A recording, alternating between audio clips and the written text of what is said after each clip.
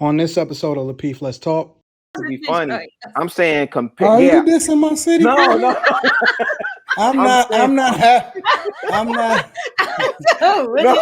I'm saying compared to I'm being not in happy Atlanta. about what I'm hearing right now. Now listen, bro. When I was in Atlanta, me and Courtney talked. We've talked. I lived as she did too. I lived a very privileged life, in Atlanta. And that was the hardest thing for me to do because Detroit is 700 miles too. Shoot straight up 75. So I've made that drive quite a few times too. It was one of the hardest decisions I had to make, but I had to protect me first because I was dealing with somebody that was still dealing with medical conditions and symptoms that had deteriorated into something else that it wasn't going to be good for me to stay in Atlanta. So would I move back to Atlanta now for my seeds? No, I would rather bring them here with me, and I actually have that right to do that. Are you? Not at this point. Welcome to Lapeef, Let's Talk. You guys just tuning in. Make sure you guys get them likes up. Also, make sure you subscribe to the channel. Let's go. Let's get this party started. It's getting a little spicy. But we all good. The next topic is, I still have some more follow-up questions. I have one more follow-up question with this. I think it's an important question, right? With the last topic. Can you lead with Kay, please? I'm curious to know what her thoughts are. How much of an impact does a single household versus a two-parent household affect the children once they become adults and decide to start dating? And I'm going to give you an example to give a little bit more context. Okay. So a child having a good relationship with both parents, but still getting two different versions of what a household looks like. So even though they're still, say I have both of my parents, I'm trying to highlight the difference of them living in the same household with both parents and everything is all good versus them saying that, oh, we're good co-parents, not living in the same household versus them just not living in the household completely. Like, how does that affect the children when they become adults and they begin to start dating? Man, I'm listening to the question, bro, and I'm sitting up here thinking, I can't say, necessarily from when they become adults, but I just know some of the conversations that I'm having with, my sons and even my nephew. I had a really robust conversation with my nephew today. And because he doesn't have both his parents, he's being raised primarily by my sister. And when we talk about, and I'm passionate when it comes to young men. I can't really speak in depth to young women, but definitely young men, man. We consistently see the effects of these single mother raised males. And I'm not tripping because I'm one of them too, right? I'm a product of that too. It's just that in this day and age, man, like you have to have the father there for balance, man. I don't care. I had to tell my sister today. Let me ask you this: when you say there, you mean in the household or just there? He got to be present. I do understand that, certain things don't work out. Like I said, in my situation, it definitely would not work out for us to be under the same roof. But he's got to have a prominent presence in that child's life. Optimally, would you want them under the same roof? Yes, we know kids turn out better in two-parent households. There's data, statistics, facts that prove that. We do understand that. The nuclear family is what it is, right?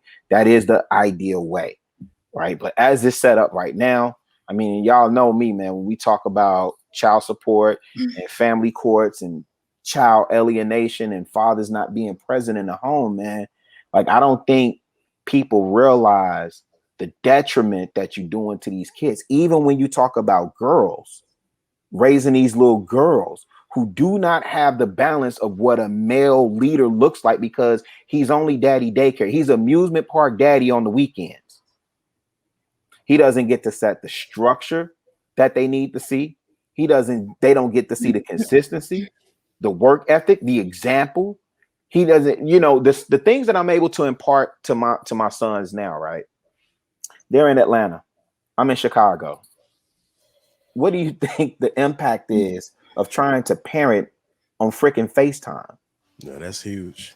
That is You huge. understand what I'm saying? Like you're literally trying to raise kids. I mean, this is what we're reduced to. And you have people that actually think like, well, this is the way to go. I mean, this is, technology and this is what it is. So you just get a little bit of FaceTime with them.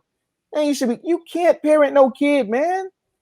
You gotta be there when them boys step up and like my son think he got bass in his man. Listen, and because he's 1,400 miles away, it's convenient, right? It's convenient because 700 miles away. It's 1,400 miles there and back. I've counted it twice. You understand what I'm saying? But it's convenient. So you put that bass in your voice and talk a certain way when I'm trying to give you these lessons. We have no idea what we're doing when we alienate these children from their dads, man.